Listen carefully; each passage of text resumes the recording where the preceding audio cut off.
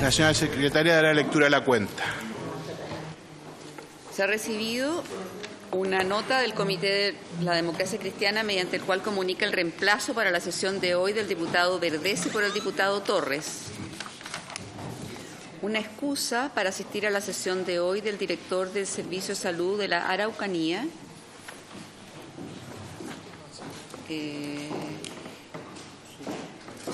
Y una excusa para asistir a la sesión de hoy de del director del Instituto Nacional de Derechos Humanos, quienes dicen que están imposibilitados de concurrir, puesto que existe una sesión extraordinaria del Consejo Instituto de Derechos Humanos para tratar las actuaciones de ese instituto y la sede regional de la Araucanía, que se encuentra en diligencia sobre el tema.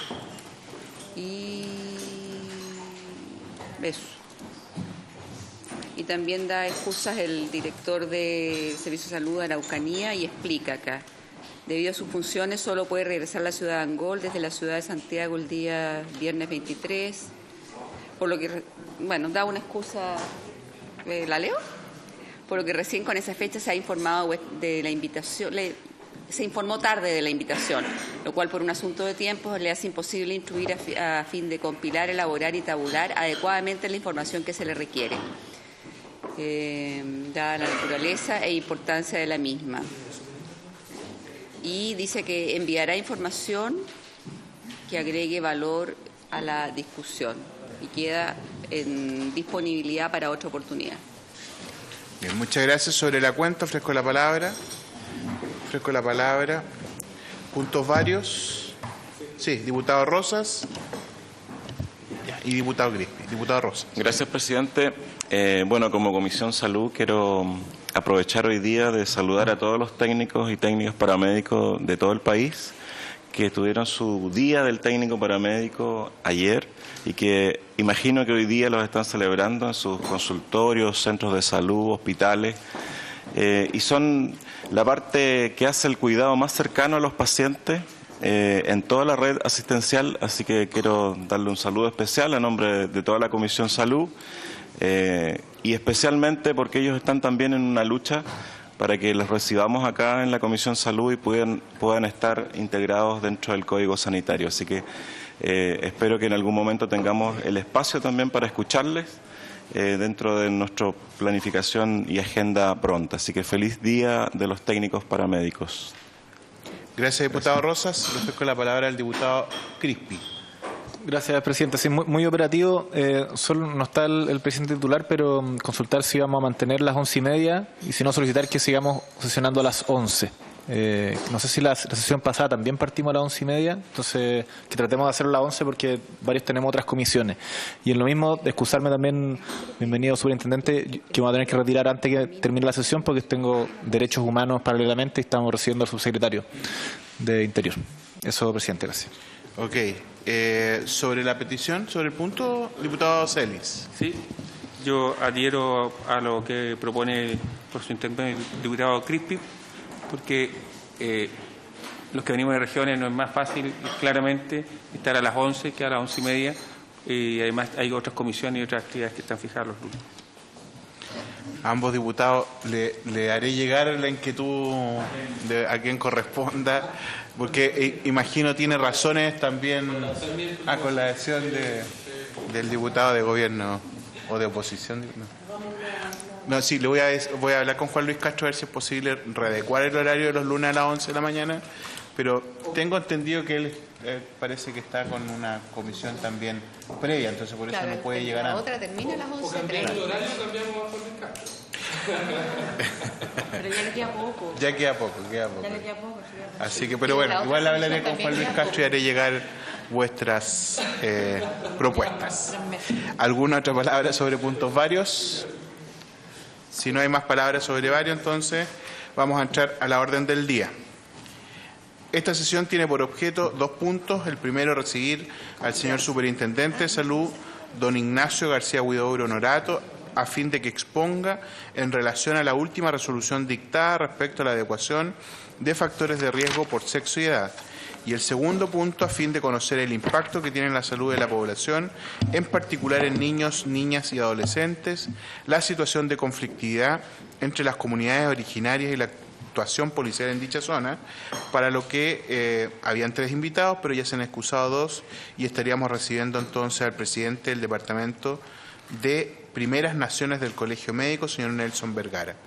Para comenzar, entonces debiéramos partir por el señor Superintendente de Salud, que no tenía el gusto de conocerlo, señor Ignacio García Huidobro, a quien le damos la bienvenida a esta comisión y, por cierto, le ofrecemos la palabra para que pueda iniciar su presentación.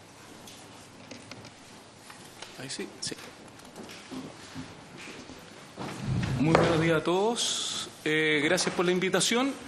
Yo básicamente traigo una presentación para contarle un poco cuál ha sido el caminar que hemos tenido en relación a la ley y tabla de factores y a través de eso poder explicar cuáles han sido las acciones que esta superintendencia ha seguido.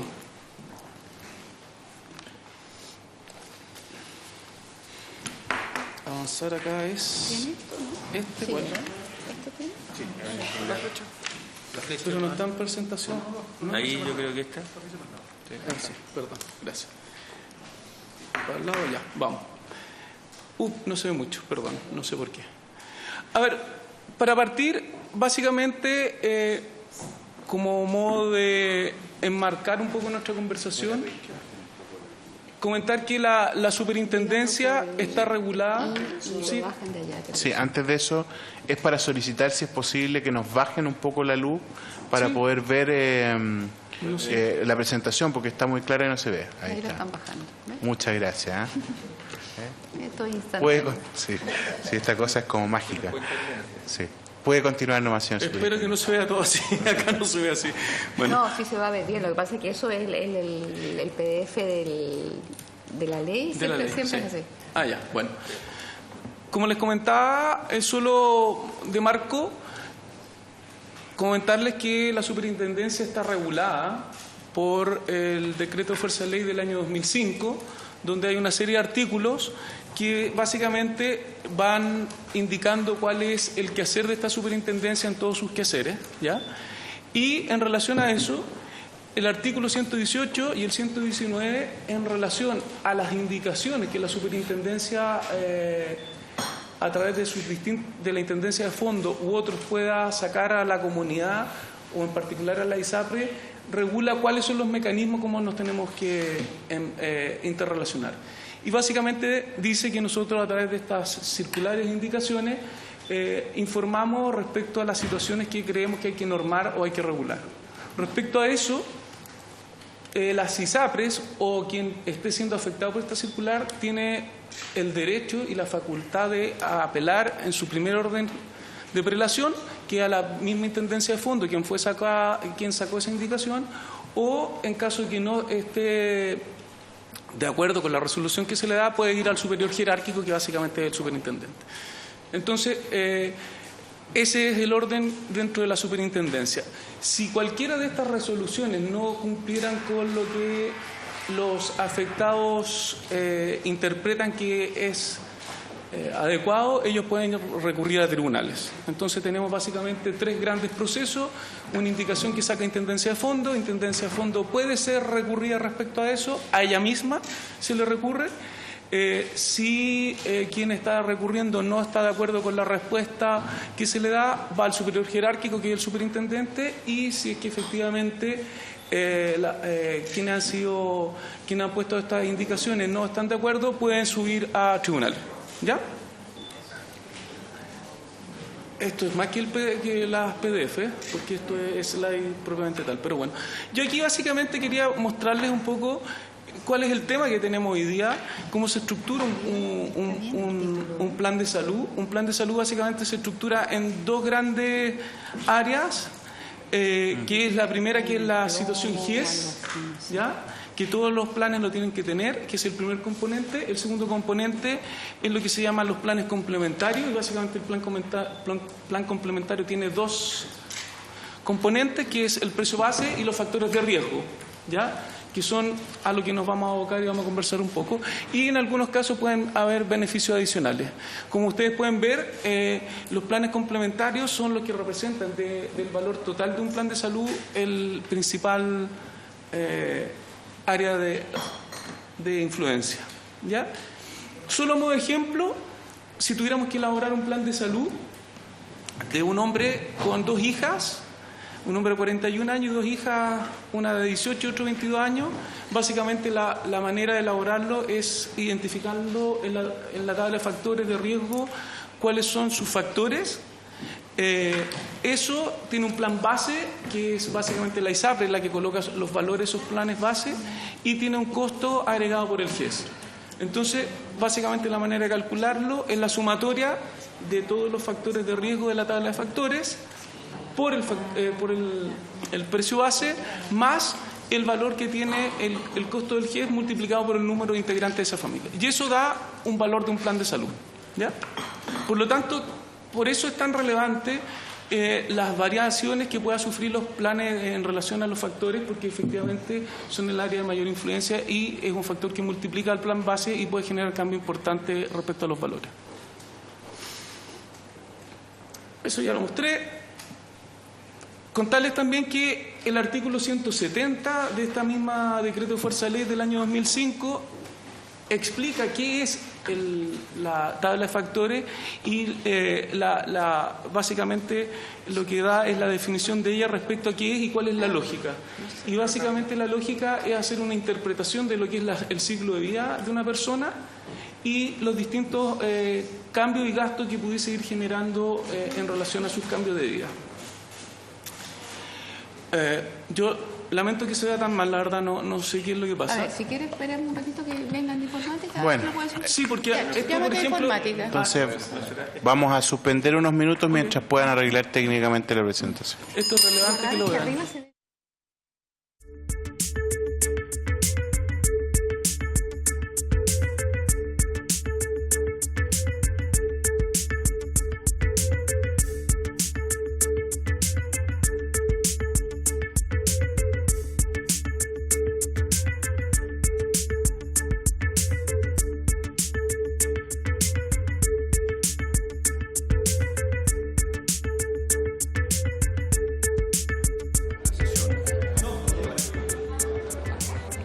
Bien. Silencio, por favor. Vamos a darle la palabra al superintendente de salud entonces para que pueda iniciar su presentación. Le ruego silencio a los honorables diputados, sobre todo al diputado Torres. Sobre todo al diputado Torres le pido, perdone, sí, pero perdone que le interrumpa. Sí, le agradezco y le pido, Y quiero saludar también al vicepresidente del Colegio Médico de Chile, que está presente, y me gustaría que pasara también adelante el doctor Patricio Mesa, que obviamente tiene también una relevancia y una importancia en esta y otras materias. Superintendente, le ofrecemos la palabra, por favor. Okay. Bueno, a ver, continuando con la presentación, lo que les había comentado, básicamente en relación a la tabla de factores en el decreto de fuerza de ley está regulado y definido cada uno de sus componentes, y yo solo aquí quería mostrarles para que entiendan lo complejo que es esto. Aquí hay 2 ISAPRE con tablas que son actualmente vigentes, hay más de 1.100 tablas en estos momentos vigentes, y lo que significa cada una de las tablas, incluso con algunos cambios entre ellas que son, por ejemplo, ISAPRE Colmena en esta tabla, 80 años y más, tiene 4.9, pero en esta otra tabla tiene 4.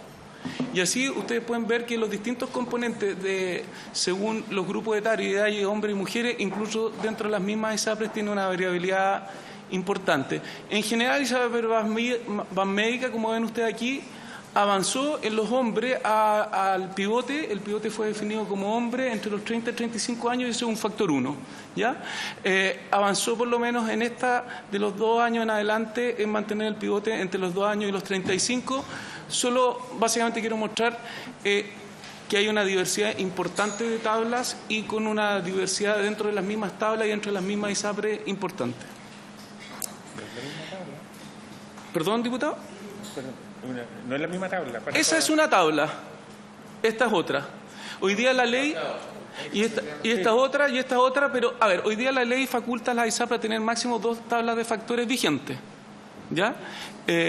Pero cuando les digo que hay del orden de las 1000 vigentes es porque vienen de planes anteriores. Mientras exista en ese plan algún cotizante, ese plan tiene que seguir existiendo y esa tabla de factor sigue vigente.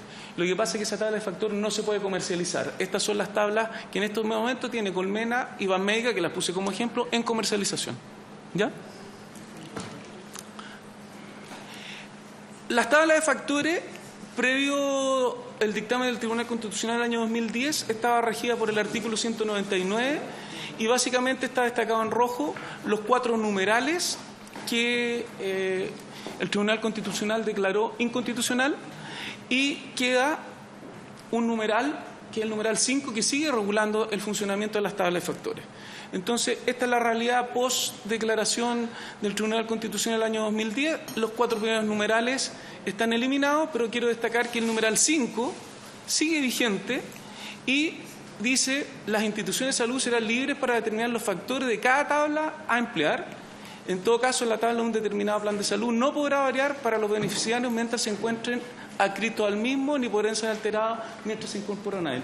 O sea, hoy día tabla de factores dentro de la ley tiene un numeral que la rige y que le genera definiciones a la ISAPRE.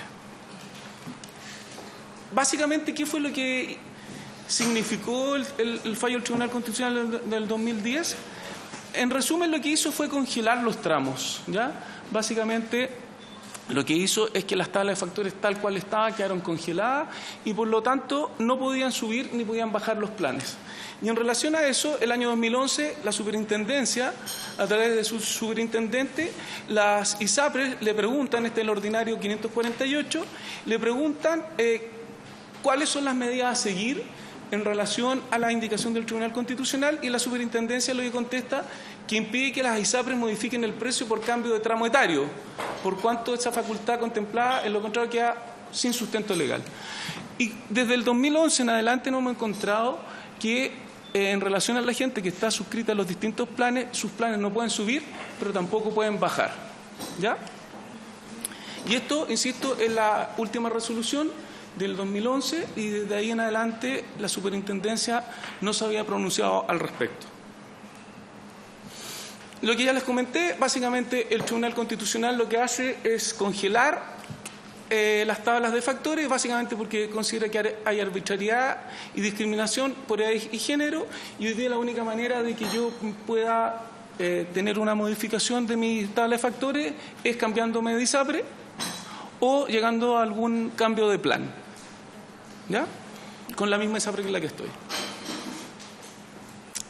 En relación a esto y a la gran carga de reclamos que tenía esta superintendencia, es que nosotros sacamos la circular 317, que básicamente tenía como objetivo instruir a la ISAPRE que en relación a los cambios de plan los cambios de factores dados por los cambios etarios de las personas tenía que automatizarse. Básicamente hoy día la única manera de que ese cambio ocurriera es que las personas reclamaban en tribunales o ante esta superintendencia, y esta superintendencia o tribunales le decía a las ISAPRES: cámbienlo. Situación que a nosotros nos parecía delicada, dado que no todas las personas están informadas o todas las personas tienen la capacidad de generar esos reclamos. En base a eso es que esta instrucción del 18 de octubre del 2018 se emana, y básicamente lo que dice es que cuando haya, en relación a los cambios en los distintos tramos, aquel tramo que favorezca al usuario se tiene que bajar automáticamente. Respecto a las alzas, dado que tribunales y nosotros también como superintendencia habíamos interpretado que el Tribunal Constitucional no pretendía que variaran, es que también en esta indicación queda que frente a cambios al alza se mantenga el estatus que teníamos actualmente. Más que indicar no lo haga, se mantiene el estatus.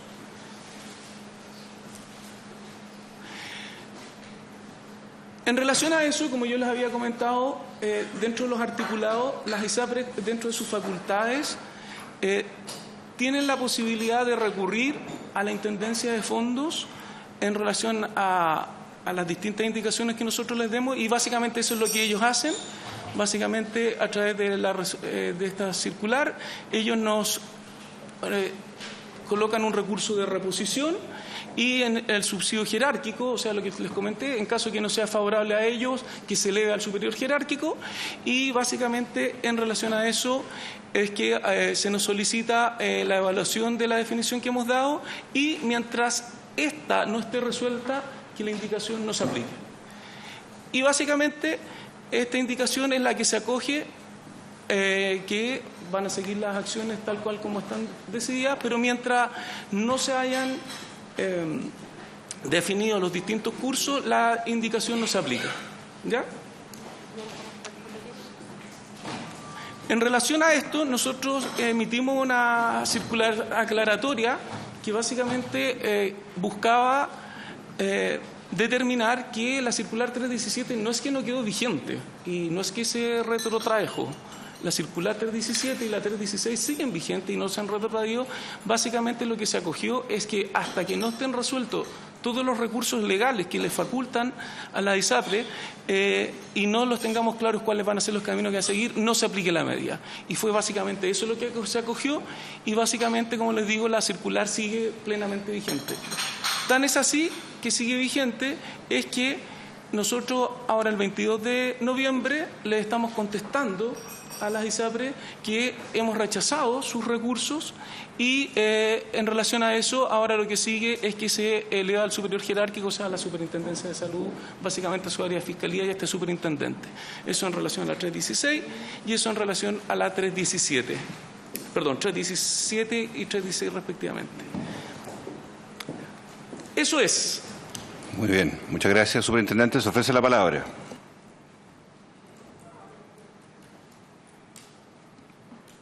Ofrece la palabra, diputado Torres. Voy a abrir entonces con algunas preguntas mientras se van configurando otras interrogantes. Superintendente, este tema todos sabemos que viene con una gran judicialización desde hace larga data. El fallo del TC del 2010 fue una luz de esperanza, pero dejó la aplicabilidad del sentido profundo de esta norma, que era terminar con las tablas de factores. Lo hace compatible con lo que hoy día el presidente Piñera anuncia, que es el proyecto de ley que debiera llegar en los próximos días al Congreso, y por lo tanto se echó de menos, y en su momento, con el beneplácito de amplios sectores, fue recibida la circular 317 de parte de ustedes, porque ponía justicia a una reclamación histórica y sistemática, sobre todo de dos grupos: las mujeres que dejaban de ser fértiles y que tenían planes de cesáreas, de partos a tarifa cara, y los niños mayores de 2 años. Seguramente es conveniente que usted hable de la magnitud, tal vez, de estos universos que serían los beneficiados, pero son muchos, son miles. Yo quiero preguntarle, superintendente, por la sorpresa que vino en la circular posterior, la 469, en que se acogen los recursos de la ISAPRE. Yo quiero preguntarle, porque la acogida de estos recursos implica tener a la vista situaciones de daño o de catástrofe seria, como dice la normativa, que yo quisiera entender si el hecho de que una ISAPRE interponga recursos, una o varias, están todas las del cobre, más 3 grandes, ¿verdad? Ese hecho, que a ojos vistas de cualquier ciudadano era previsible, porque esta es una medida adversa precisamente a una práctica, a mi juicio reprochable de parte de la ISAPRE, ellos han aplicado una medida en el límite de la legalidad, no han tenido ninguna capacidad autocrítica para haber revertido, pese al fallo del Tribunal Constitucional, la modificación de la tabla de factores para estos dos grupos de edad, sino solo lo han hecho a través de requerimientos judiciales en la inmensa mayoría de los casos. O sea, estamos frente a una aseguradora que lee un fallo del Tribunal Constitucional, que se niega automáticamente por años, en 8 años, a aplicar la baja que correspondía a ese plan, espera que el usuario se haga cargo de tener un abogado, de ir a litigar, de ir a las cortes, en miles de casos, y solo ahí, con un fallo, ir recién a rebajar el precio de la tarifa. Por eso fue bienvenida su medida. ¿Qué tuvo usted a la vista en noviembre que no tuvo a la vista en octubre, superintendente? que hizo prever el escenario natural, que era la reclamación obvia que iban a hacer las ISAPRES, su derecho a pataleo, frente a una medida a la cual se han resistido siempre, para modificar la aplicabilidad, con lo que eso significa, los tiempos que eso significa, en una medida de justicia frente a las personas. Más aún se lo pregunto porque el propio presidente Piñera fue enfático hace un mes y medio atrás. Se eliminan las tablas de factores por sexo y edad. Entonces uno no entiende, superintendente, perdone que se lo diga con pasión, pero con respeto al mismo tiempo, que la autoridad nueva, regulatoria del mundo de los usuarios de FONASA y de la ISAPRE, en este caso de ISAPRE, bajo un anuncio de un proyecto en marcha que va a venir ya a terminar con este dilema de una vez por todas en una nueva ley, pero en la práctica incluso se hizo una crítica en algún minuto también legítima, podríamos decir, a otros superintendentes que podrían haber tomado la misma medida suya, valorada por todos, de establecer la automaticidad en la rebaja de las tarifas. Entonces yo quiero preguntarle, ¿cuánto poder tienen las ISAPRES hoy día que hagan echar marcha atrás o poner freno de mano en una opción que todo el mundo entiende que pavimenta el camino a la gran reforma que todos queremos que haga justicia al usuario? ¿Por qué 5 o 6 ISAPRES tienen tanto poder de que la autoridad regulatoria eche pie atrás, deje en espera nuevamente a esas miles de personas que están en esta condición, que esperan justicia una vez por todas y no andar pagando abogados, para poder establecer de una vez un criterio estándar y unido para todos en cuanto a la homogeneidad que tiene que haber en los fallos y en la obligatoriedad de ellos de hacerlos automáticos al momento de cambiar el tramo de edad? Para mí esa es la pregunta de la cual hemos querido conversar desde hace 2 semanas. Usted no pudo venir la vez anterior, pero es una pregunta que no solo refleja una opinión de uno más, sino que en la ciudadanía aquí se da un contexto de crítica razonable de no entender qué es lo que ha sucedido respecto a esto. Antes que responda, ofrecemos la palabra a otros parlamentarios para que usted vaya acumulándola. Diputada Olivera, tiene la palabra. Sí, gracias, presidente. A mí me quedó una duda y me gustaría que el superintendente nos pueda profundizar un poquitito más sobre las tablas de factores. Entendí que son 2 a las que se acogen, se toman hoy día, pero él habló de 1000. Entonces, me gustaría que si puede profundizar un poco más sobre esas 2 o 4 que estaban ahí en la pantalla. Gracias. Gracias. Tiene la palabra, superintendente. A ver, diputado Castro, estamos de acuerdo. Efectivamente, en relación al alineamiento del presidente, es que esta superintendencia ha actuado, y reitero, desde el año 2011, que no había ninguna indicación respecto a las ISAPRES. Nosotros, ejerciendo nuestro cargo, llevamos recién 3 semanas cuando sacamos esta circular en el pleno convencimiento de que esto se tiene que automatizar y que tiene que dejar de generar las desigualdades que se han generado hasta ahora. Sin embargo, lo único que no puede hacer la superintendencia es no respetar su institucionalidad. No solo la tiene que respetar, la tiene que defender. Están dentro de los cánones y de las posibilidades de las ISAPRES el apelar a las definiciones que nosotros como institución hemos dado. Estas instituciones son autónomas e independientes. Es más, yo no me pudiese pronunciar respecto a lo que ha hecho Fondos porque el superior jerárquico soy yo y en ese sentido generaría sesgos. Y básicamente se consideró la no aplicabilidad desde el momento 1, no por el efecto que pueda tener sobre las ISAPRES, sino por el efecto que pudiese tener sobre las personas. Estamos hablando del orden de las 110.000 a 125.000 personas que van a ser afectadas por esta resolución que ha sacado esta superintendencia. De aplicarse desde el tiempo 1 esta indicación y en el supuesto teórico que en alguna de las instancias jerárquicas que ellos tienen dentro de la superintendencia o incluso dentro de los tribunales no se nos diera la razón a nosotros, tengo que recordarle, diputado, que a nosotros incluso se nos cuestionó si teníamos la facultad para hacer esto. Se nos ha cuestionado hasta eso. Significaba un dolor de cabeza para la gente de proporciones, porque le bajan la tabla de factores, por varios meses está sin pagar un monto X y un tribunal distinto a este, o este mismo, que insisto, yo no me puedo pronunciar al respecto, puede generar una definición diferente que haría que esos usuarios tengan que cancelar retroactivamente. Más complejo aún, usted sabe que los que cancelan son los empleadores a través de los empleadores lo que se paga y generar el mecanismo de cobro pudiese haber generado un dolor de cabeza de proporciones. Es en esa lógica, y dado que 2 de las instancias estaban en nuestras manos, a nosotros nos pareció la no aplicabilidad en el intertanto se resuelva era razonable. Reitero, en ningún minuto la 316 ni la 317 se han desechado ni se han recogido. Es más, ya en la primera instancia, le acabo de mostrar, diputado, esta superintendencia resolvió rechazar lo solicitado por las ISAPRES. Las ISAPRES no solo están cuestionando lo que dice el dictamen, sino que están cuestionando la facultad de esta superintendencia. Yo ahí no los puse en extenso porque la verdad que se cuestiona la facultad de esta superintendencia respecto a esta normativa. Y nosotros entendemos que lo que tiene que pasar es respetarse la institucionalidad. Y básicamente ellos cumplieron su primera parte. Vamos ahora respecto al superior jerárquico, que es Fiscalía más este superintendente, quienes analizaremos y daremos la respuesta como corresponde. Y si las ISAPRES no están conformes con la respuesta, ellos van a tener la facultad y la posibilidad de recurrir a tribunales. Una vez que todas esas etapas se cumplan, nosotros entendemos es que debiese aplicarse la normativa y no poner en riesgo a la comunidad a una situación de que se le suben los precios, se le bajan los precios, etcétera, etcétera. Es un supuesto teórico. No hay ninguna otra lectura detrás de eso, señor diputado, y básicamente esa fue la decisión por la que se tomó, la definición por que se tomó esta decisión. Ahora, respecto a lo que preguntaba usted, diputado Olivera, a ver, básicamente el sistema de ISAPRES lleva muchos años en Chile. En algún momento hubo mucha libertad para que las ISAPRES tuvieran la posibilidad de tener muchas tablas de factores y muchos planes. Hoy día tenemos del orden de los 58.000 y fracción planes vigentes. En venta solo 6.000 y tanto. Por lo tanto, en stock hay del orden de los 48.000 planes. Cada uno de esos planes puede tener una tabla de factor, ¿ya?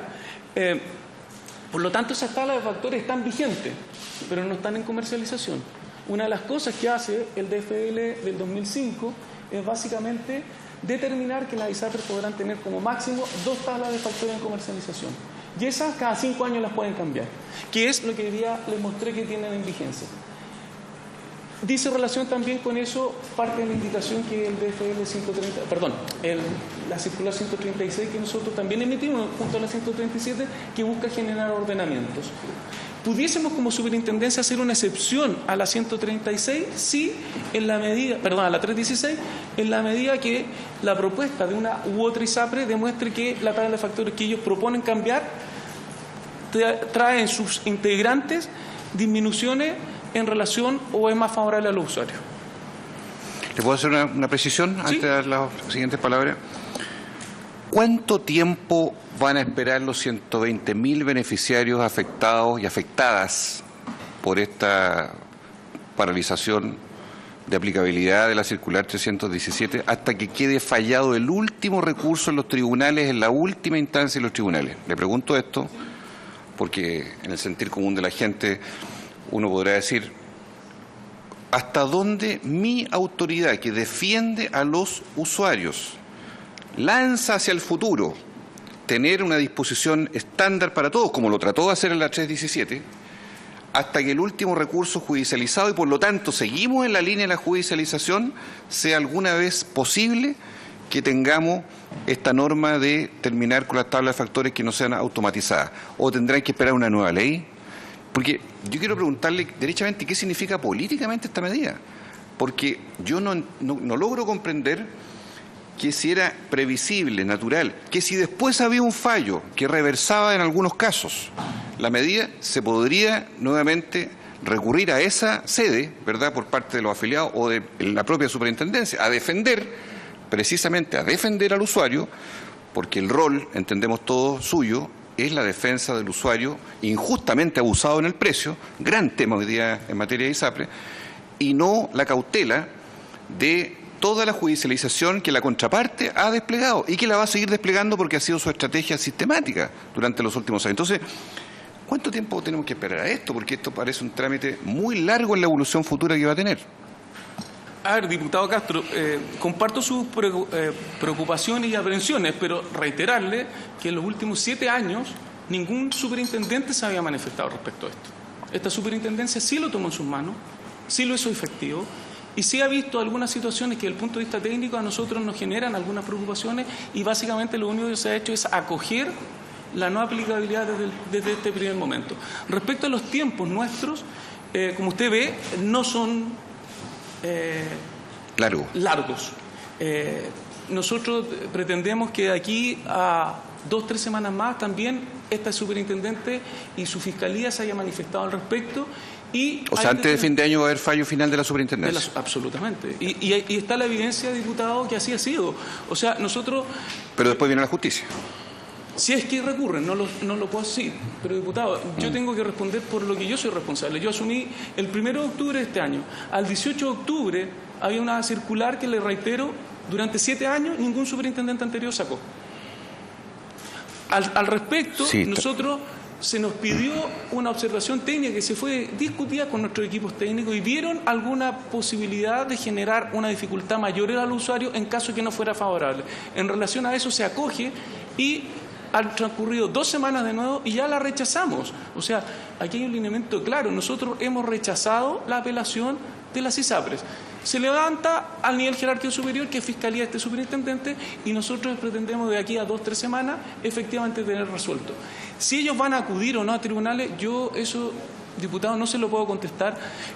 Nosotros, si eso llegara a pasar, lo que vamos a hacer, y ya hemos generado un par de reuniones con tribunales, es pedir que esto tenga las celeridades que requerimos todos para solucionar el problema. Porque, perdón, antes de la palabra el diputado Celis, usted podría, y no sé si está en condiciones de afirmarlo aquí, que usted terminada la apelación que han hecho las ISAPRES con su fallo, su veredicto, en definitiva, ¿usted estaría en condiciones de hacer aplicable la 317 derechamente?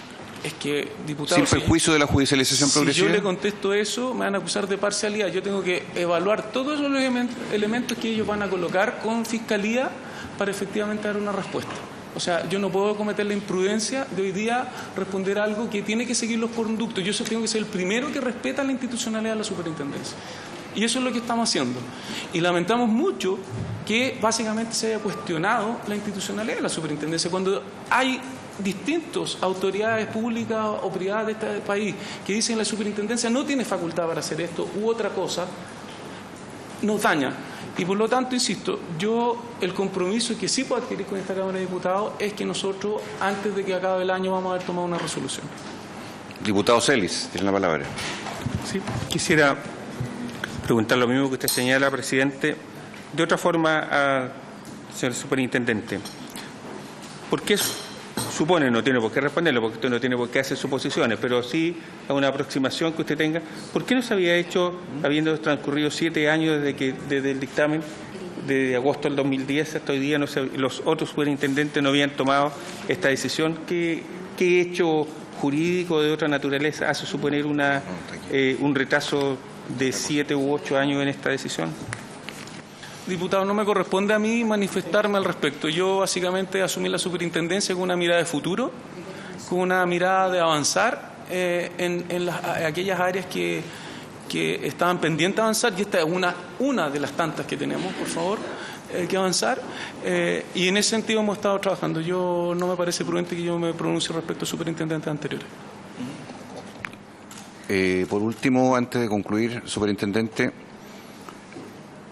independientemente de lo que hagan o no las ISAPRES en el futuro, independientemente del fallo que tenga la superintendencia y que está en sus manos ahora la resolución, ¿usted está en disposición de hacer aplicable la 317 antes y con la condición incierta que las ISAPRES vayan a la justicia? Diputado, me quiere meter en problemas, de verdad. No, quiero ver cuál es su convicción de autoridad para seguir adelante. Mi convicción doctrinaria es respetar la institucionalidad nuestra. La institucionalidad nuestra es que mi equipo de Fiscalía se tiene que pronunciar. Yo tengo 10 abogados que trabajan en Fiscalía, me parecería extremadamente irresponsable de mi parte, sin haber conversado con ellos, el dar una opinión en este momento. Yo tengo que conversar con ellos, ver cuál es su postura. Ojo, afortunadamente no todas son convergentes, hay divergencias, cosa que me parece maravillosamente sano, y tendremos que llegar a la convicción de cuáles son los pasos a seguir en conjunto con ellos. Una última precisión, superintendente. ¿Cuántos recursos al interior de la superintendencia, a lo menos durante este periodo, desde marzo del 2018 en adelante, se han interpuesto por beneficiarios o titulares de beneficiarios afectos a esta situación de discriminación por tarifa de precio de edad? A ver, no la puse, se me fue. La verdad que los reclamos o solicitudes ciudadanas han ido creciendo en forma importante en la superintendencia. Tenemos crecimiento en algunas áreas de más del 120, 150%. Del total de los reclamos que llegan al orden de los 45.000, 50.000 reclamos, los dos principales componentes son la variación en el precio base, que fue lo que les mostré, que era el otro componente del plan complementario, que eso se debe llevar el 45% de nuestros reclamos, y el segundo gran componente es tabla de factores. No olvidar que nosotros resolvemos parte de los reclamos, la otra parte de los reclamos se resuelven vía tribunales, que ahí hay del orden de los 150.000 reclamos más por planes base, y entiendo que el tabla de factores es un poco menos importante que el que nosotros tenemos. Pero estamos hablando que entre planes base y tabla de factores al año debemos mover entre tribunal y nosotros del orden de los 180.000, 200.000 reclamos. ¿Con qué resultado judicial los que están fallados? Perdona. Los resultados son, en la gran mayoría de los casos, a favor de los usuarios, y es por eso mismo que esa es la lógica de esta circular, porque nosotros entendíamos que lo que había que hacer era automatizarlo y no seguir generando estas trabas burocráticas, y que, entre otras cosas, también no necesariamente toda la comunidad está informada de cuáles son los pasos a seguir. Diputada Mix, y cerramos. Muchas gracias, presidente. Una duda, en realidad, técnica, ¿no? Porque hay varios proyectos dando vuelta por allí, inclusive el Ejecutivo planteó la posibilidad de ingresar un proyecto que eliminara los factores de riesgo. ¿Usted cree que, en términos técnicos, eliminar la tabla de factores de riesgo va a solucionar en parte la problemática que existe en relación a las denuncias o el aumento de estos planes sin consentimiento, verdad? ¿O existe otro mecanismo que pudiese evitar estos niveles de abuso finalmente de parte de la ISAPRE? A ver, diputada, el gobierno está trabajando un proyecto de ley, como bien decía el diputado Castro, que efectivamente lo que es tabla de factores desaparece. Es evidente que este número de tablas de factores y con esta diversidad, esta cantidad de grupos etarios genera distorsiones y genera falta de transparencia, y por lo tanto a mí me parece que el camino a seguir es en esta línea, en avanzar en el proyecto de ley que elimina esto. Hay otros componentes técnicos para evaluar los riesgos y las cargas de salud de la población, y eso. Sí, una precisión. En esta elaboración de una nueva alternativa de cálculo, ¿no? ¿Qué aspectos son? Porque, bueno, claramente para nosotras hay una fuerte discriminación, ¿no? Eso lo tenemos súper claro. Es muy difícil que alguna mujer hoy día tome la decisión de afiliarse a una ISAPRE sin saber que va a ser discriminada entrando, ¿no? Ese factor, particularmente ese factor, que estamos hablando de un tema, ¿verdad?, de género, ¿es posible ser considerado en el nuevo formato de cálculo? ¿Está discutido ya como una variable a considerar? Porque para estos tiempos, ¿verdad?, sería importante que fuera un factor, no solo por la cantidad de mujeres hoy día que representa la mano de obra, ¿no?, sino que también vivimos más, cotizamos más tiempo, etcétera. ¿Está considerado ese factor? Sí, a ver, diputada, es innegable que hoy día, cuando uno hace estas evaluaciones, tanto para el mundo público como privado, tiene que reconocer que hay diferencias en los distintos grupos etarios en relación a las cargas de enfermedad y a los costos que esto pueden significar. Eso tiene que estar transparentado, pero en mi entender hoy día están los elementos necesarios como para hacer que las diferencias entre hombres y mujeres desaparezcan. Y así está en el proyecto de ley. Es más, el GES no hace discriminación por sexo. El GES no hace discriminación por preexistencia, nuestro GES, y el GES determina un precio base. O sea, hoy día dentro de nuestro sistema, tanto público como privado, eso ya lo tenemos operativo. Así es que yo siento y estoy convencido que están las situaciones como para ir avanzando. Insisto, esta circular va en esa línea, y hoy día debiese acabarse la diferenciación entre hombre y mujer, en mi entender. Superintendente. Perdón, tenía otra. En la misma línea, el porcentaje de denuncias que ustedes tienen registradas, ¿cuánto son hechas por mujeres? Me pilló. No me atrevería a dar una cifra o alguna cosa que de verdad no manejo. No tengo el número exacto, lo puedo ver y enviarlo a la Cámara. Superintendente, quisiera preguntarle lo siguiente. El alcance de la circular 317, el siguiente punto. De todas aquellas personas víctimas de los excesos de cobro en estos 8 años en sus precios producto de la tabla de factores, esta circular, quiero entender exactamente el tenor de la circular más allá del momento en que se vaya a aplicar la circular. Esta circular va a exigir la devolución de los excesos de cobro a aquellas mujeres y niños que se vieron afectados y son víctimas de esos excesos de cobro, o esta circular va a dejar atrás en una suerte de perdonazo esos excesos de cobro y solo es hacia adelante la aplicabilidad automática que usted está planteando? Diputado, a ver, es de ahora en adelante porque esta superintendencia no tiene la facultad de indicarle a las ISAPRES que paguen retroactivamente. Y es por eso, frente a la inquietud que usted planteaba de tribunales, si ellos llegaran a recurrir a tribunales, tal vez tribunales sí pudiese hacer que la aplicabilidad retroactiva. La superintendencia no tiene esa facultad. Así es que efectivamente es de que entre en ejercicio en adelante. Perdón, para entenderle bien, ¿usted no tiene la potestad para exigir la devolución de los cobros en exceso de esas personas? El pago retroactivo no. Gracias. Bien, por haberse cumplido esta parte de la sesión, le agradecemos, superintendente, y hacemos una pausa de 2 minutos para continuar de inmediato.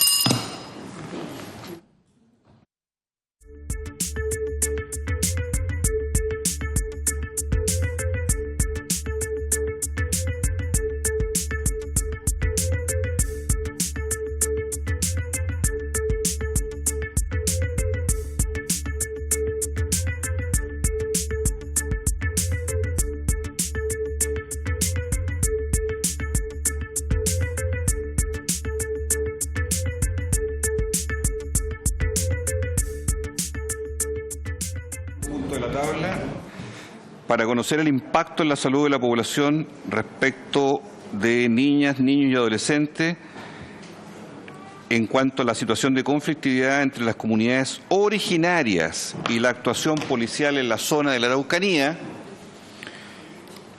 teníamos 3 invitados. Está presente el presidente del Departamento de Primeras Naciones del Colegio Médico de Chile, el doctor Nelson Vergara. Bienvenido.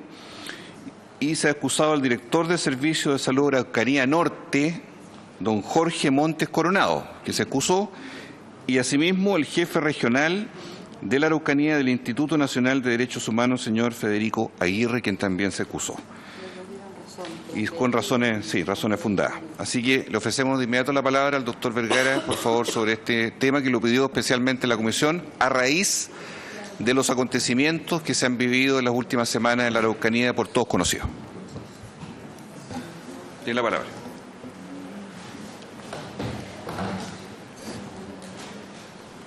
Bien, muy buenos días. Agradecido por estar aquí nuevamente. Hace exactamente 3 meses que estuve para conversar un poco acerca de un tema bastante similar. Si bien el enfoque nuestro es desde salud, también hay un enfoque de derechos humanos que está aquí, que corta transversalmente la situación. Para los que no me conocen, yo vivo en la provincia de Arauco, vivo en la zona roja, trabajo en la red de la provincia de Arauco, me muevo desde Concepción hasta el Hospital Intercultural de Cañete. Soy traumatólogo, soy médico intercultural también, llevo 20 años en la provincia. Me costó bastante llegar hoy día, tuvimos reunión del mismo departamento que presido el día viernes y sábado en Chiloé, y pude constatar en realidad el nivel de consternación que hay en todo el sur respecto de lo que ha venido ocurriendo en los últimos 15 días. Yo les voy a hablar, es una presentación que tiene algunas diapositivas bastante parecidas a la presentación anterior, pero debí enfocarla un poco a lo que está ocurriendo hoy día, y si bien es cierto vamos a hablar de salud, ustedes se van a dar cuenta que vamos a hablar de otras cosas que también están ocurriendo allá en la zona.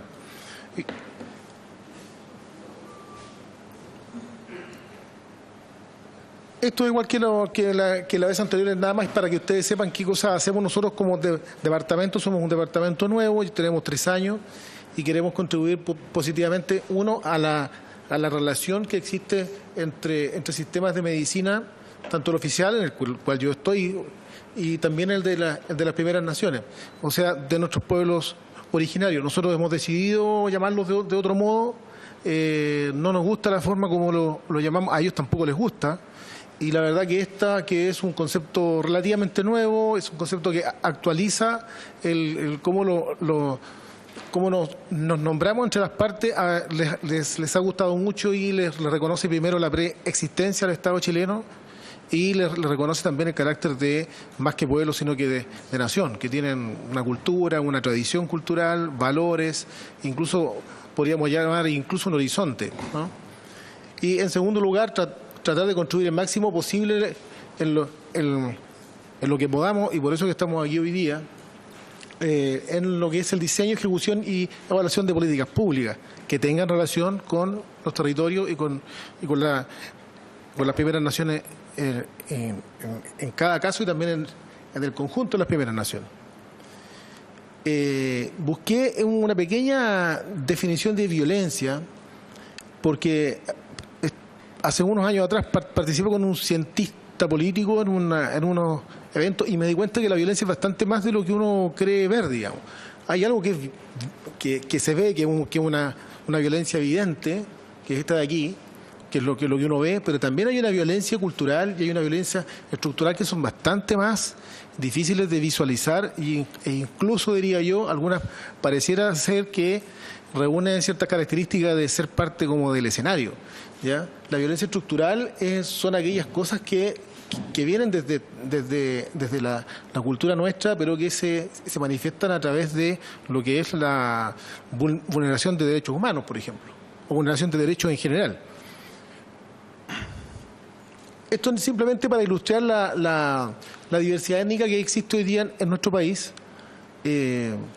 al revés de lo que pudiéramos pensar y que era lo que nosotros pensábamos, que nuestros pueblos originarios eran menos del 10% de la población. Hoy día sabemos por el último censo que son prácticamente el 13% de la población, donde el peso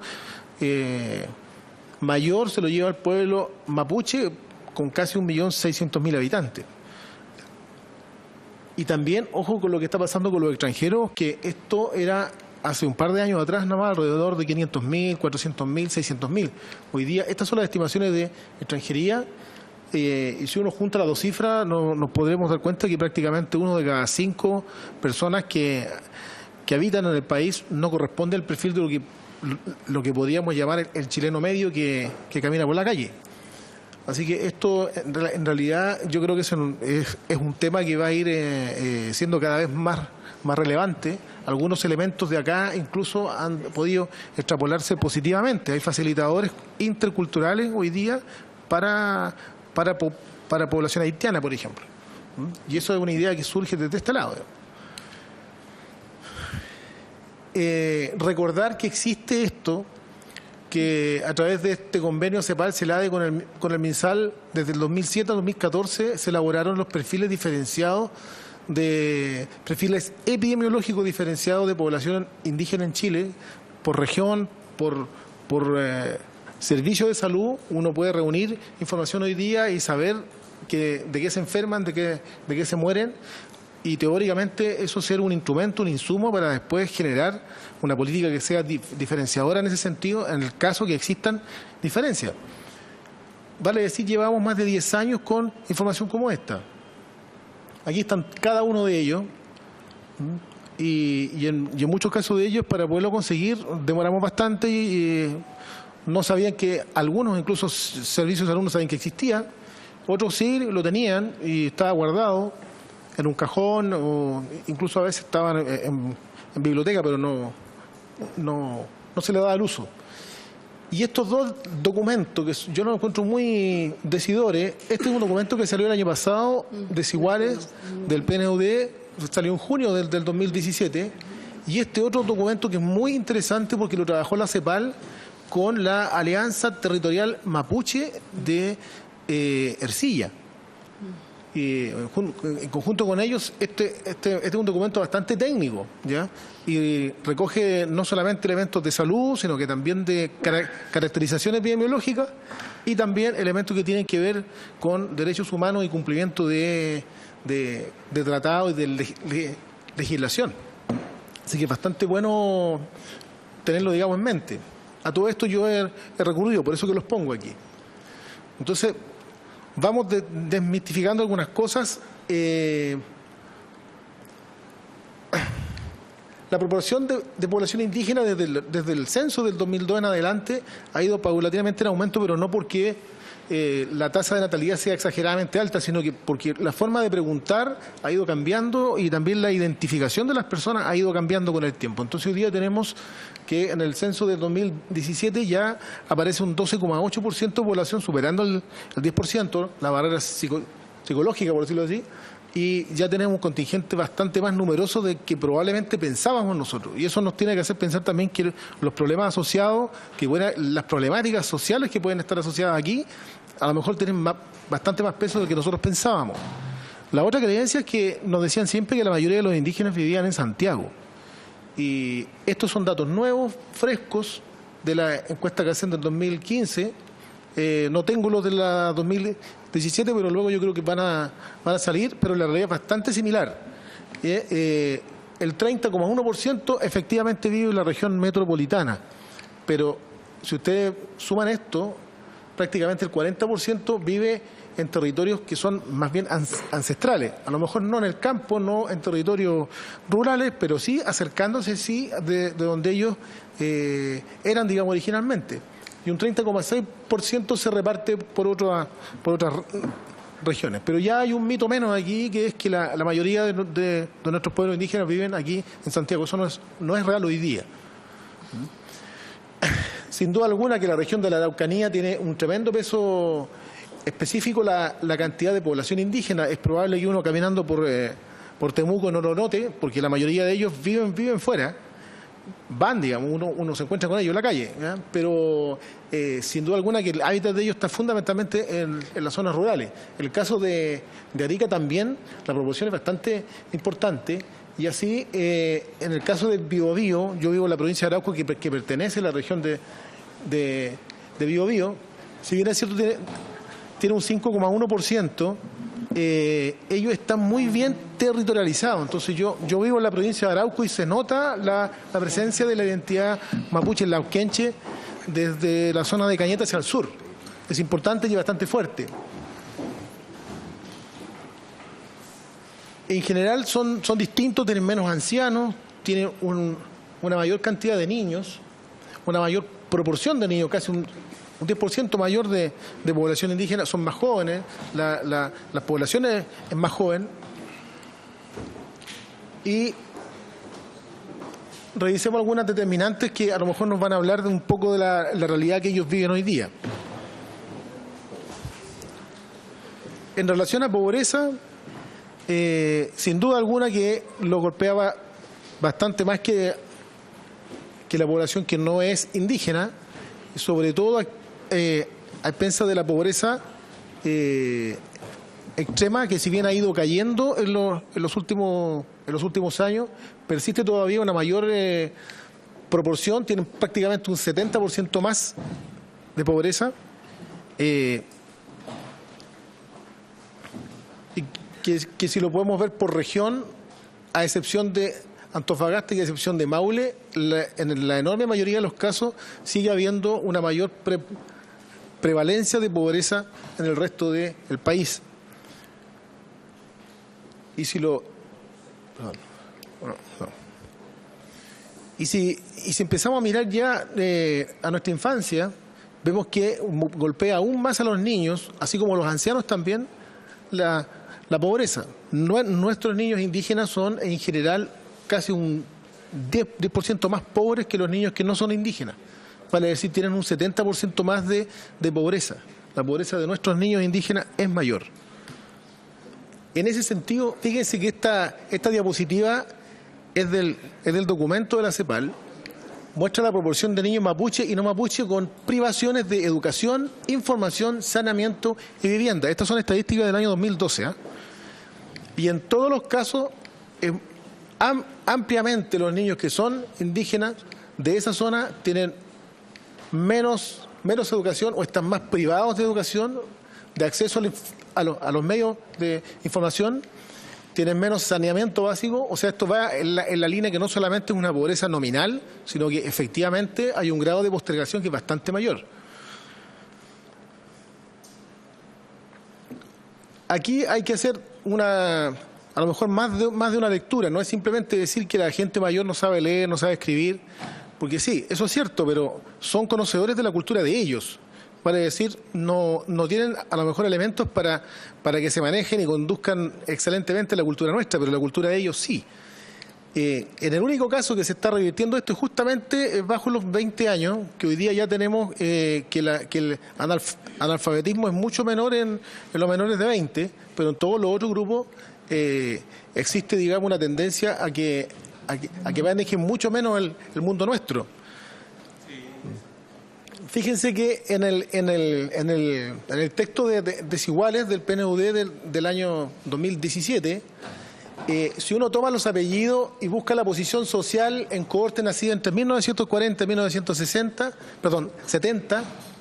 los apellidos que aparecen, los 50 apellidos con mayor porcentaje de profesionales de prestigio, no hay prácticamente ningún apellido indígena aquí.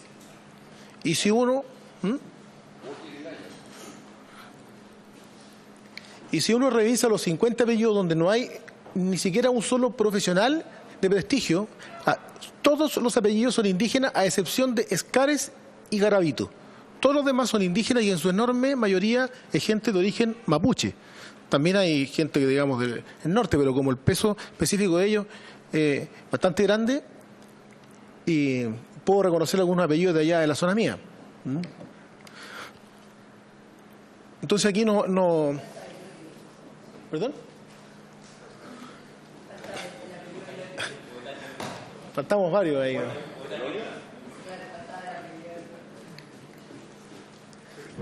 Si uno revisa también, esto sale tal cual, ese es el nombre de la tabla. La marca de nacimiento en la élite gerencial. Si uno revisa de dónde vienen los gerentes, en su enorme mayoría vienen de colegios de educación médica que son de élite, de universidades que son de élite, y en aquellas universidades donde los directores de carrera y la universidad en sí también es de élite. Entonces aquí tenemos una suerte de estratificación donde justamente nuestra población indígena no entra. Y uno empieza a buscar listas de generales de ejército, de Fuerzas Armadas, de todas las ramas, de todas las gerencias de empresas, y no encuentra un apellido indígena entre los gerentes. No hay un 12,8% de gerencia indígena. El comportamiento previsional, en su enorme mayoría, ellos están adscritos a FONASA, y el 75% está entre los tramos A y B, versus la población que no es indígena, que es alrededor de 50 y 50. Eso quiere decir que ellos se atienden gratis en los hospitales públicos, en la red pública de salud. Y prácticamente el único recurso que tienen, porque encima en los territorios donde ellos viven hay mucha menos oferta de salud privada de lo que hay en los centros urbanos. Y la cantidad que está, digamos, en ISAPRE es mucho menos de la mitad de lo que ocurre en la población que no es indígena.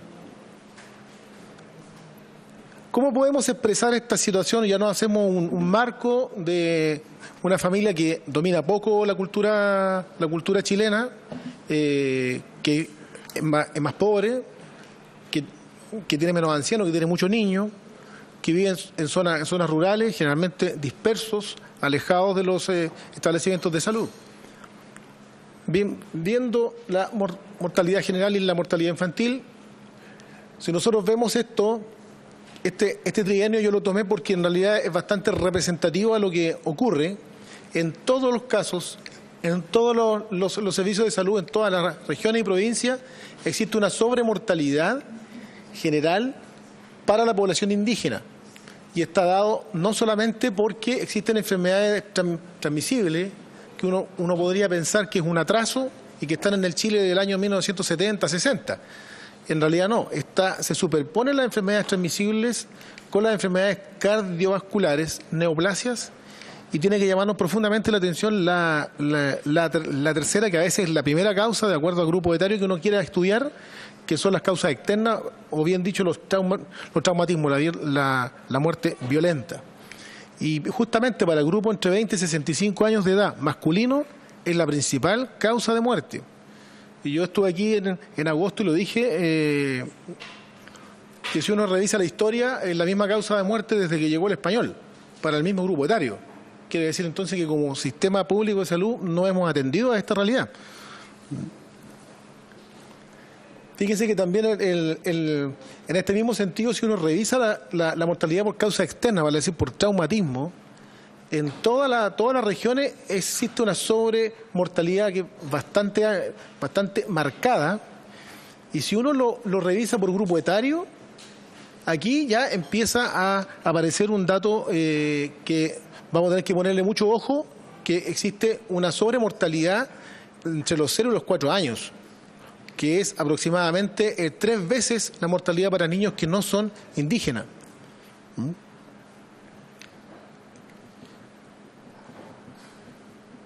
Y si revisamos dentro de las causas externas, olvidándonos un poquito de los accidentes, olvidándonos un poco a lo mejor de lo que puede ser homicidio, sino revisando las tasas de suicidio, tiene que llamarnos profundamente la atención la enorme sobremortalidad en general, pero sobre todo en edades tempranas. Y en el caso de nuestros niños indígenas, incluso a edades de un solo dígito, entre los 5 y los 9 años. Yo les recuerdo que la vez anterior que estuve aquí en agosto, a mí me tocó ver un niño de 9 años que se había muerto, se suicidó, se colgó, y otro niño de 11 años que lo logramos rescatar con un tratamiento mixto entre Machi y nosotros lo hicimos. Pero tiene que llamarnos la atención porque no existen niños no indígenas muertos a esta edad. Son siempre mucho más arriba, digamos, empieza. En la edad de la adolescencia, la pubertad. Acá no, acá son edades escolares. Entonces revisemos un poquito la mortalidad infantil. No voy a hacer el recorrido que hice la otra vez, simplemente voy a mostrar algunos ejemplos. Cómo la mortalidad infantil, sabiendo que la mortalidad infantil en Chile es de 7 por 1000 nacidos vivos, en ese momento era de 7,4, 7,5 por 1000 nacidos vivos. Ya el hecho de nacer lejos en Iquique nos añadía casi un 25% más de mortalidad respecto de lo que es, respecto de lo que es la mortalidad en general en Chile, digamos, la mortalidad infantil. Pero si este niño nacía con apellido mapuche, con apellido indígena, a lo mejor viviendo en la cultura, viviendo en su entorno, era prácticamente un 100% más de posibilidades de morir el primer año. O sea, tenemos un 90% más de posibilidades de morir. Estamos hablando de una mortalidad infantil, si es de 7 por 1000 o 7,4 por 1000 nacidos vivos, en este caso en Iquique, por ser indígena, eran un 16,9. En el caso de la provincia de Arauco, donde yo trabajo, es un poco menos, pero de todas maneras sigue siendo prácticamente un poco más del doble, un 130%, el 100%. Y eso hay que leerlo siempre con la mirada de que un niño que nace por su condición de indígena tiene prácticamente el doble, incluso más de posibilidad de morir el primer año de vida solamente por ese factor. En el caso de Arica, más o menos igual, aquí es un 160% más, incluso. En el caso de Alto Biobío es un 300% más de posibilidad de morir el primer año de vida solamente por ser pehuenche. Y en el caso de Relón Cabí, en población Huilliche, la verdad que es bastante escandaloso porque es un 500% más posibilidad de morirse el primer año de vida.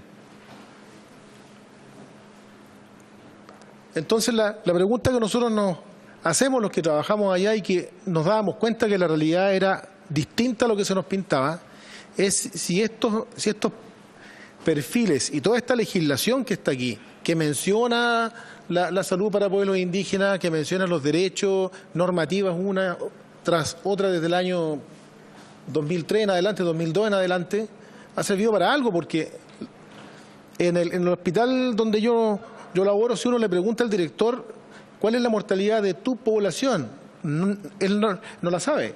Y se tornan todas las autoridades de salud que están en las redes, se tornan simples reproductores de lo que se les dice que hay que hacer desde Santiago. Pero no hay un aterrizaje respecto de que si eso es pertinente a la realidad que tengo yo. Y de hecho no conocen los perfiles. Una vez que fuimos nosotros a buscarlo, ahí se acordaron que había un perfil, pero ni siquiera lo habían leído. Y digo que es un tema generalizado. No conozco todavía un director de servicio que sepa esto y que le dé importancia.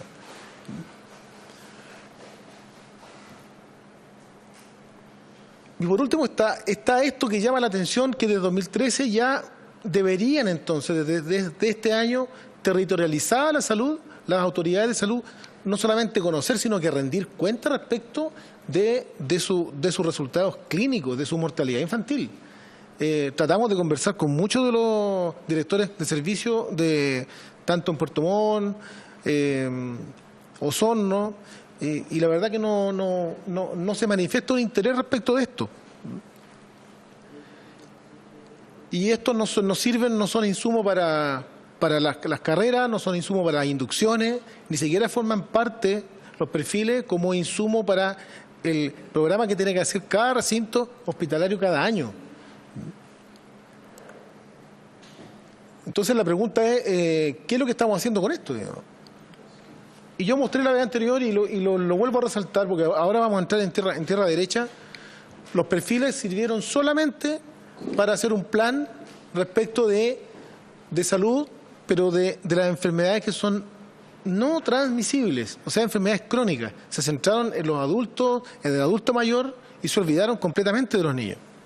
No hay absolutamente ningún plan que aborde el tema de la sobremortalidad infantil y menos el suicidio infanto-juvenil, sabiendo que existe ya la información prácticamente hace 10 años.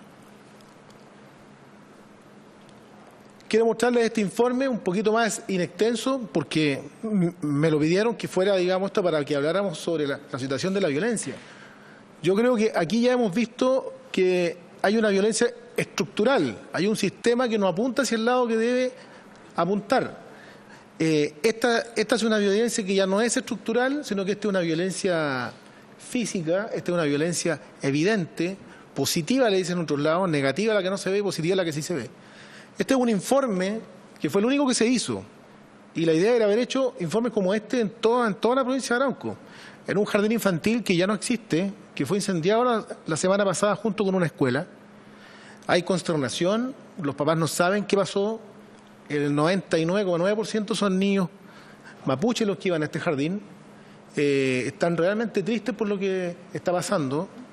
Yo le decía, bueno, al diputado hace un ratito aquí que tengo al frente, que no fue fácil llegar, la provincia de Arauco está ardiendo, la provincia de Arauco no se respira bien el aire, hay un clima de inseguridad enorme y la verdad que desde que existe esta confrontación, la policía ni siquiera ellos nos han dado la seguridad a nosotros. Al frente mío había una casa, sufrió un atentado a la familia Rivas, fue incendiada, llegaron encapuchados, con chalecos antibala armados, pero en todo el rato que duró esto, que fue más de una hora, no llegó absolutamente ningún carabinero, que nos llamó profundamente la atención, porque la gente llamaba, no llegó nadie. Llegaron los bomberos, trataron de apagar el incendio, pero también fueron repelidos con armas. Quiero mostrarles esto porque tenemos que pensar en qué ambiente están empezando a crecer nuestros niños. Esto solamente de un establecimiento de la provincia de Arauco, en Ranquilhue. Esto se hizo el año a petición de los mismos apoderados, la gente que trabajaba en el jardín, el año 2010. El Servicio de Salud Arauco, a través de la Unidad de Salud Intercultural, lo lideraba un psicólogo en ese tiempo, así que él encabezó esto, se hizo este informe. Y esto es porque se fabricaron en lana, que es un elemento habitual de ver en los campos, tanto un oficial, ¿cierto?, de la policía, como una persona que probablemente puede ser X que vive ahí en la comunidad, para ver cómo se desarrollaban los niños en el juego con esto. Y lo que ocurrió es que bueno, en este contexto general aparece esta frase que yo creo que es muy decidora: la víctima invisible de todo esto operativo, todo este conflicto, siguen siendo los niños y niñas.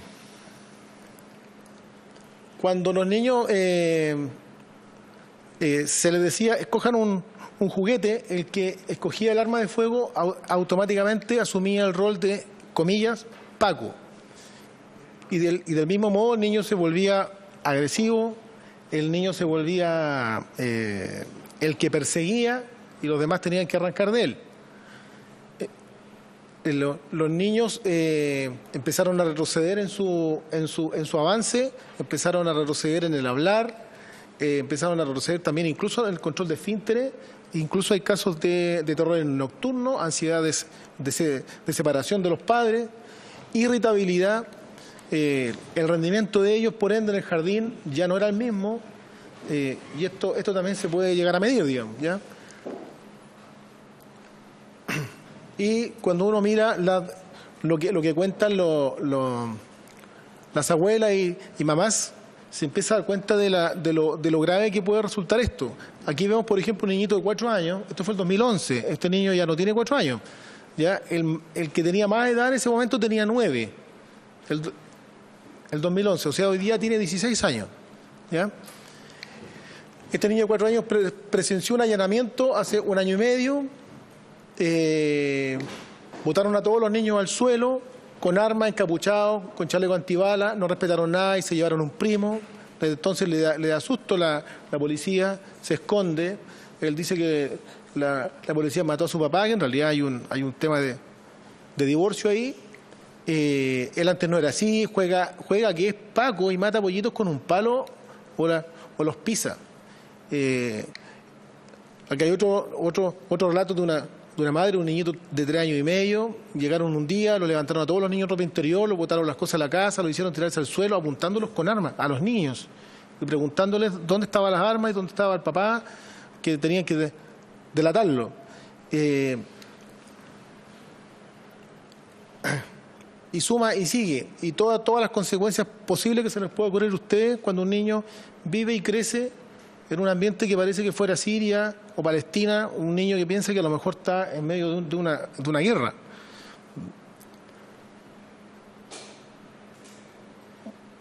Afortunadamente logré dar con gente que trabajó en esto. Nos quedan 5 minutos. Sí. Voy a pedir 5 minutos, 10 minutos más de... 5 minutos más. Perfecto. Extra. Logré dar con que efectivamente se hizo algo con ellos, pero fue una cosa que la comunidad hizo internamente. Los ancianos se juntaron con los niños y le hicieron ver aquellas cosas que son positivas de su cultura y el apoyo que podían llegar a tener. Pero ese jardín ya no existe hoy día. Fíjense, esto aparece en este texto que hizo la CEPAL. Esos son todos los casos de denuncia de niños que han sido agredidos, que tienen lesiones en la zona de Temucuicui. Él es Alex Lemun Saavedra, un chico de 17 años que murió de un balazo por la espalda.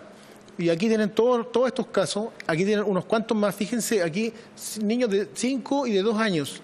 Hay un niño como de 11 meses metido aquí entre medio que se intoxicó con una bomba lacrimógena. Esto está asimismo, ustedes lo pueden encontrar, aquí está la fuente, y estos son casos hasta el año 2011 nada más. Pero tenemos una zona que está particularmente asediada y donde nuestros niños están creciendo en un entorno completamente adverso. Niños de 6 años. Y este mismo documento habla de los factores de vulnerabilidad de los últimos 40 años, que son la pérdida de territorio, la disminución de población de las comunidades porque tienen que emigrar a trabajar a otros lados, los suelos de muy mala calidad que han quedado después de la actividad forestal, la escasez de agua que también es una consecuencia de esa misma actividad y la sobremortalidad que lo acabamos de ver. Vino el relator de la ONU en distintas instancias, ha venido muchas más veces, pero estas son las que aparecen en el documento y en todas ellas hace las mismas recomendaciones que uno ve que hoy día las comunidades exigen. O sea, estamos hablando que no piden nada que no haya estado en documentos que son del relator de la ONU. Aquellas consideraciones que tienen que ver con su cultura, con el trato, que los niños son los más lesionados. La verdad que uno junta documentos y encuentra literatura de sobra para poder decir que estamos en una situación terrible, donde tenemos una población que se ve asediada y donde nuestros niños están creciendo permanentemente bajo la mirada de un Estado que es más bien un Estado policíaco para ellos, al menos. Estas son algunas fotos nada más de las cosas que se han hecho. Este niño tenía 8 años. Acá Brandon Hernández de Huentecol, que recibió ese tiro por la espalda, acostado en el suelo. Y quiero mencionar esto porque para la gente que estudió en esta escuela, esta es una escuela que hay en Cerro Alto, en Los Álamos, hoy día es la 4ª Comisaría de Fuerzas Especiales, en Cerro Alto. Es cierto, se reemplazó por otra escuela, es verdad, pero no es el mismo caso del Liceo de Pailahuequi, que era un proyecto precioso, donde se enseñaba mapudungún, tenía una buena cantidad de hectáreas, donde se enseñaban deportes ancestrales, la mayoría de ellos eran indígenas, pero no todos. Y este proyecto acabó de súbito el año 2012 y hoy día es la 2ª Comisaría de Fuerzas Especiales de Carabineros. Es verdaderamente una base militar. Cuando uno pasa por la carretera, no lo reemplazó nada. Alex Lemun Saavedra era alumno de ese liceo. El Peñi que murió ahora, Camilo, también estudió allí. Aquí han salido chicos que trabajan hoy día en el campo, que son tractoristas, que conocen de la agricultura, pero este liceo ya no tiene más continuidad. Este niño ya no va a poder estudiar ahí. Quiero mencionar a Lorenza Galloán, porque como colegio médico y como departamento, financiamos el que se hiciera un pequeño corto respecto de qué es el parto, lo agresivo que es el parto para la mujer indígena, y yo creo que se va a estrenar este otro mes. La idea es que todos los equipos de salud lo vean, lo que es que una madre pehuenche tenga que salir del Alto Biobío a tener su hijo abajo, lo agredida que se siente ella y cómo se ve desde la cultura de ellos. Lo menciono esto porque esto yo no lo había visto nunca en ninguna mujer que haya sido reo, y yo fui jefe de maternidad cuando fui médico general y me tocó atender partos así, pero en esta condición no. Afortunadamente nosotros tuvimos participación en esto, hicimos un informe positivo para que esta guaguita no fuera a la cárcel a morir porque era bajo peso, prematura. Me ha llegado este meme, pero no sé cuántas veces. Yo me quiero quedar con una frase que justo el día que fue el entierro de Camilo Catrillanca, nosotros teníamos que ir a un machitún de un machi joven que se estaba iniciando, y el machi más viejo, no voy a decir que es viejo, pero el machi que lo está haciendo machi a él, dijo una cosa muy cierta, porque todo el mundo estaba como muy triste, y me quedo con la frase que él dijo. Le dijo: Peñi, nosotros no somos guerreros, los machis, somos guías espirituales de nuestro pueblo. Así que usted sobrepóngase rápido a esto, porque estamos todos con pena, porque nuestra gente necesita que nosotros los guiemos para recuperar la cultura, los valores ancestrales. Eso es, muchas gracias. ¿Pasa alguna pregunta, diputada? Si no, más que una pregunta, darle las gracias por esta exposición. Ya lo habíamos tenido acá en la comisión, hablando de algunos elementos similares, de hecho algunos mencionados, digamos, anteriormente, pero creo que en el contexto actual, evidentemente, estos son elementos que dan cuenta de una realidad, de que cuando se habla de que en la Araucanía hay un problema de militarización, de hay un problema de agresión que no viene solamente, porque efectivamente hay personas desde el pueblo mapuche que han ejercido actos de violencia, y eso es innegable, pero también hay algo que es aún peor y más grave todavía, y es la violencia que ejerce el Estado chileno hacia el pueblo mapuche y especialmente hacia los niños y niñas. Y creo que este informe, con datos muy claros, muy precisos, dan cuenta de aquello. O sea, dar cuenta de que niños entre 0 y 4 años se están muriendo, y que eso no es comparable con los niños Huinca, porque no hay niños, o sea, la mortalidad infantil producto de suicidios o asesinatos, finalmente se da ahí, y se da en el pueblo mapuche, se da en la Araucanía, y creo que, y de hecho es más, entre los niños me llamó mucho la atención el dato de que entre los niños de hasta 14 años, comparando a los niños Huinca con los niños mapuche, finalmente eso da cuenta de que es una realidad absolutamente distinta. O sea, la diferencia es brutal. Y eso es algo que no puede, sino más que preocuparnos. Yo tuve la oportunidad de compartir con Silvestre, que es uno de los niños que todavía tiene balines en su cuerpo. Hemos estado tratando de ayudar a Silvestre de distintas formas en procesos de rehabilitación, porque además nadie le ha entregado las condiciones. Sencillamente dijeron, tienen balines en el cuerpo y nosotros no tenemos condiciones para sacarlo.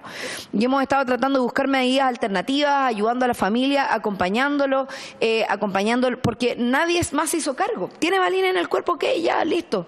¿Y quién le puso esos balines en el cuerpo? Bueno, Carabineros de Chile, el Estado chileno, a través de una acción represiva que daña a un niño que hoy día recién cumplió 18 años.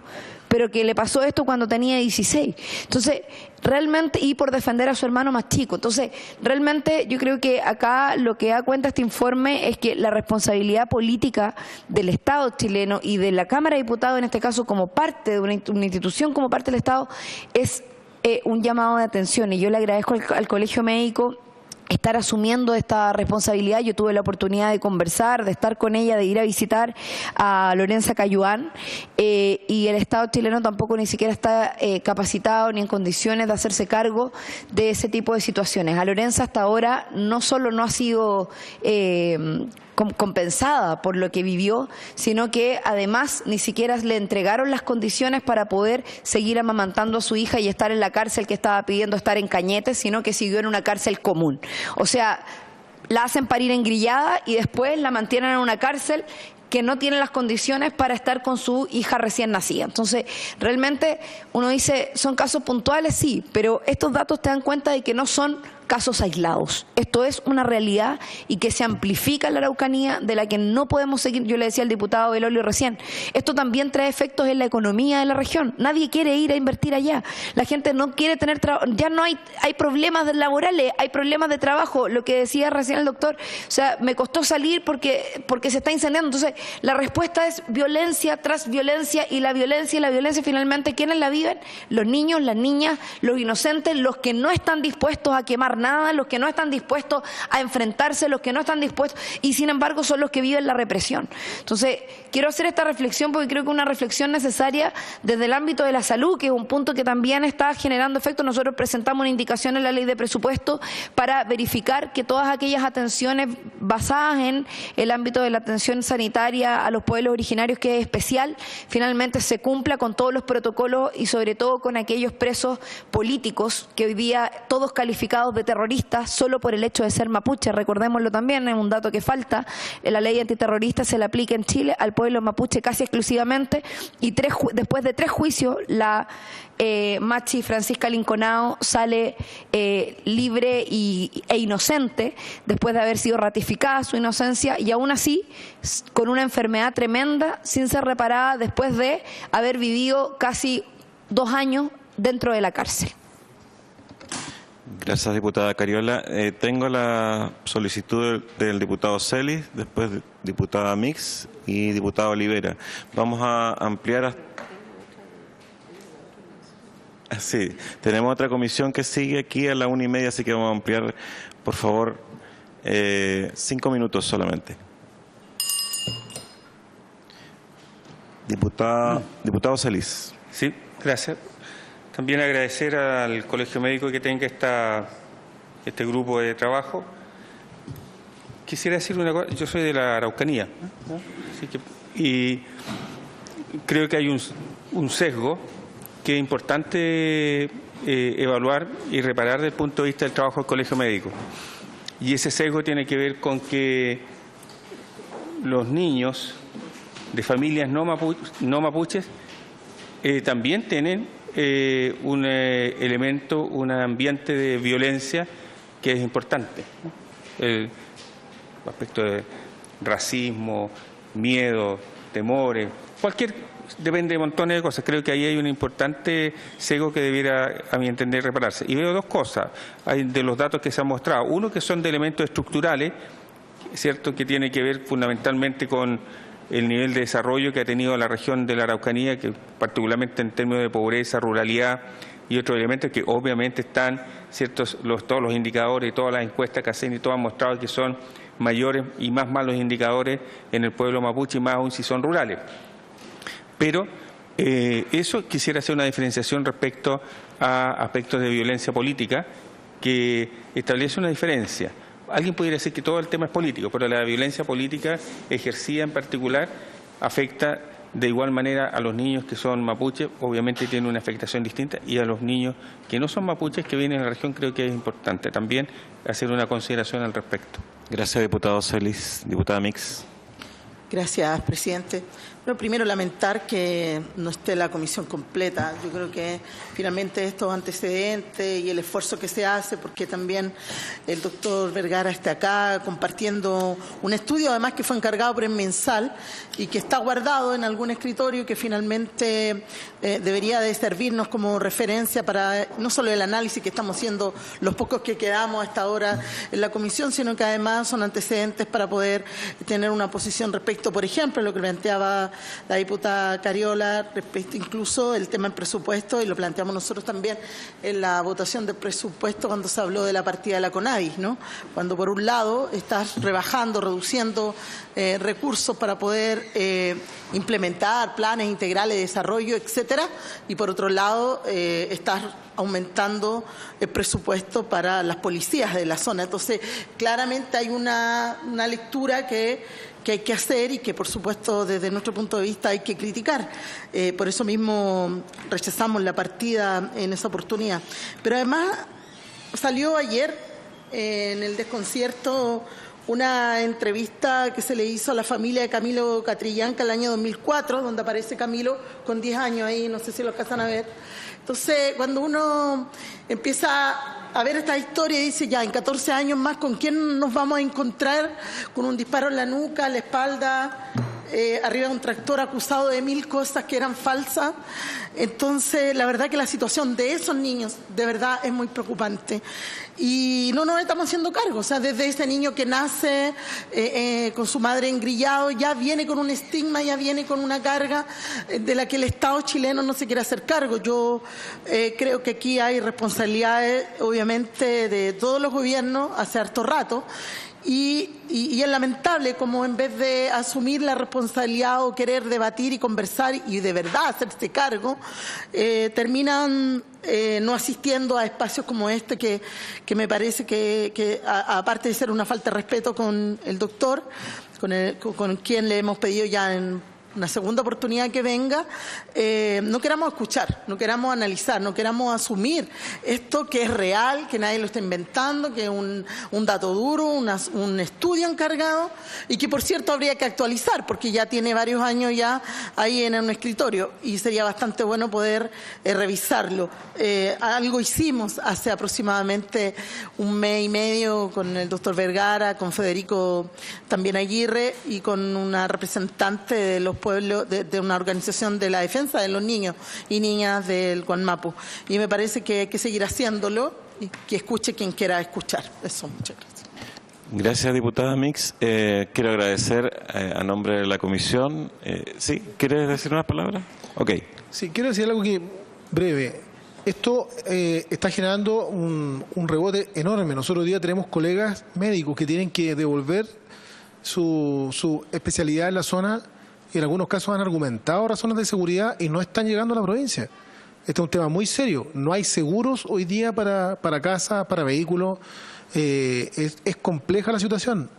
La salida, si va a ser echarle un poquito más de benzina, yo creo que esa no es la solución. La solución va por otro lado. Yo comparto con ellos. Yo fui a un IATUN, pasé 10 puntos de corte de camino, 10 puntos con neumáticos ardiendo, con troncos, con ramas de árboles, y pasamos perfectamente porque íbamos a una cosa que era pacífica, que era la iniciación de un machi. Va mucho en cómo uno llega, las relaciones que hace. Aquí hay una cuestión de diálogo que no se está llevando a efecto y nosotros lo vemos y lo sentimos todos los que trabajamos y vivimos en la provincia. La invitación nuestra como colegio médico, lamentablemente Pato Mesa se tuvo que ir porque tenía otra cosa que también que tenía relación con esto un poco. nosotros nos ofrecemos para estar activamente atentos y en lo que sea que podamos ayudar en este sentido. Gracias, doctor. Y es muy importante justamente que el Colegio Médico haga de mediador, porque todo lo que aporte pacíficamente a resolver este tema es lo que tenemos que hacer, y como Comisión Salud justamente relevar los antecedentes que existen hoy día y han existido hace muchos años y no se han llevado a cabo en una medida política de salida a la violencia de la Araucanía, más que generar más violencia. Así que muchas gracias por la presencia y por haberse cumplido el objeto de la sesión. Se cierra.